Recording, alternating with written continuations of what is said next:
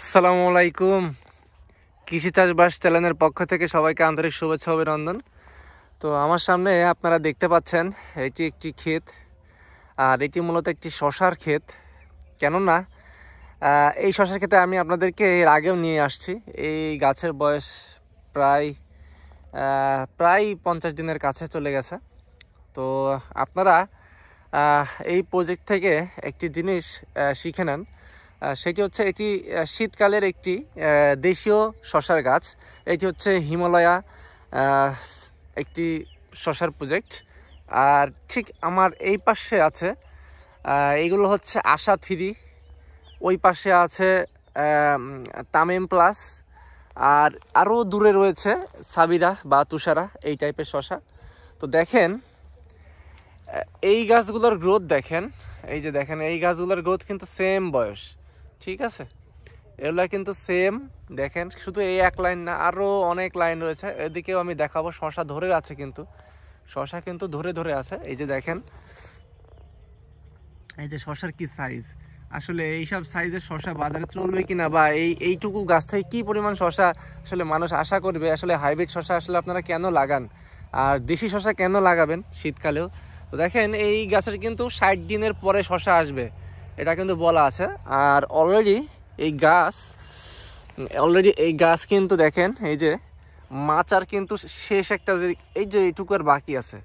এই যে এখান থেকে দেখেন যে জালি দেখতেই পাচ্ছেন। এই যে দেখেন গাছ কিন্তু প্রচুর ব্রাঞ্চ নিয়েছে। আর দেখেন গাছের কি পরিমাণ জালি। এই যে দেখেন এটা কিন্তু হিমালয়া শশা, এবং এই যে দেখেন নিচের দিকে কিন্তু জালি রয়েছে। হ্যাঁ, এই যে আরও জালি রয়েছে। একটা জিনিস দেখেন, এটা কিন্তু মেন একটা গাছ, এই গাছ থেকে একটা সাব বান্স মানে ডাল বেড়েছে, সেখানে কিন্তু এই যে একটা জালি দেখেন কত সুন্দর বড় হচ্ছে, সেটিং কিন্তু হয়েছে। এই যে আরও একটা জালি দেখেন, এটা আরেক মানে গাছের মেন বান্স, এখান থেকে আরেকটা সাব বান্স বের হয়েছে। এই যে জালি, ঠিক আছে? তো শুধু এই ডালে না, এই ডালটার কত বড় হয়েছে দেখেন, এটা আর এই যে এত বড় হয়ে আসছে। তো এইরকম ভাই প্রত্যেকটি গাছই কিন্তু এইরকম। দেখেন প্রত্যেকটি গাছই কিন্তু এই যে দেখেন, ঠিক আছে? মানে হিমালয় শশার মেন গাছ থেকে বা সাব ব্রাঞ্চ যেগুলো ব্রাঞ্চ বের হয়, সেই ব্রাঞ্চেই কিন্তু বেশি পরিমাণ শশা আসলে আসতেছে। আর দেখেন আপনারা এই জমিতে দেখছিলেন যে পাতা ভাঙ্গা হয়েছিল, তো দেখেন নিচের পাতা ভেঙে দেওয়ার ফলেই কিন্তু গাছ কিন্তু এই যে বাড়তিছে। এখন শীতকাল অনুযায়ী গাছের গঠন একটু কম, তো তারপরেও আলহামদুলিল্লাহ এই যে দেখেন কত সুন্দর, এই যে কত বড় গাছ কিন্তু।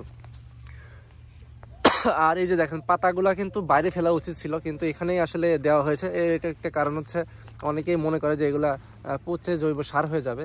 তো দেখেন এই যে কত সুন্দর কিন্তু সেটিং হয়ে গেছে। হ্যাঁ, এই যে এটা কিন্তু বড় হচ্ছে।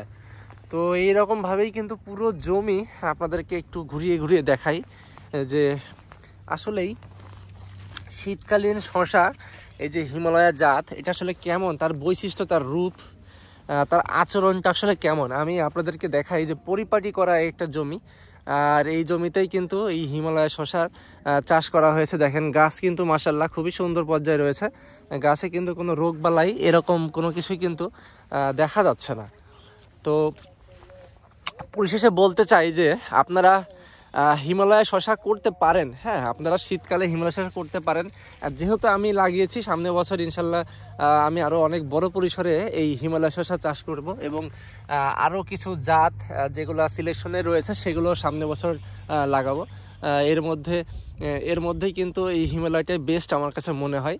তো এখন আসলে আপনারা আর হিমালয় শসা লাগাতে পারবেন না, কেননা এই সিজনে আসলে শীতের যে সিজন, এটা কিন্তু প্রায় শেষের পথে। এখন এটা কিন্তু প্রায় শেষের পথে, এর কারণে কিন্তু আপনারা লাগাতে পারবেন না। এখন নেক্সট টাইম আপনারা এই হিমালয় শসা লাগাতে পারবেন।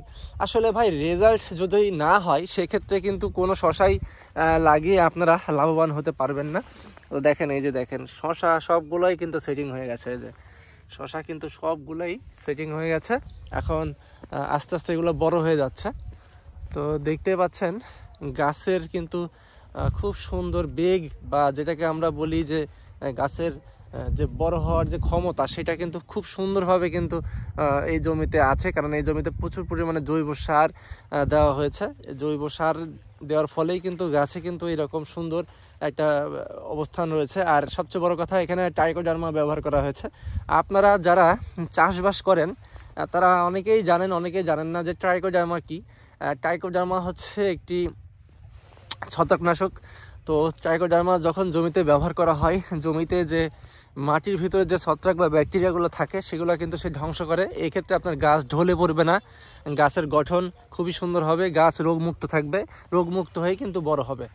তো আশা করছি সকলেই বুঝতে পারছেন যে হিমালয় শসা আর ক্ষেত, একটা পরিপূর্ণ সুন্দর ক্ষেত কেমন হওয়া দরকার। দেখেন গাছে কিন্তু ভরপুর, কোনো অংশে বা কোনো জায়গায় কিন্তু গাছ খারাপ নেই। তো মূলত এই যে দেখেন, এই যে কত সুন্দর কিন্তু জালিটা সেটিং হচ্ছে। আর নিচের জালিটা অবশ্য নষ্ট হয়ে যাবে, ওটার আসলে কি কারণ সেটা জানা নাই। নিচের দিকে জালি কিন্তু দু একটা নষ্ট হয়, এটা কিন্তু স্বাভাবিক ব্যাপার।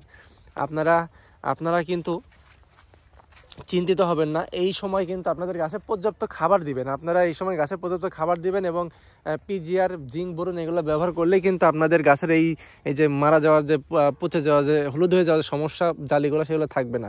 তো দেখেন দর্শক, এইগুলো কিন্তু দেশি শসা, ঠিক আছে।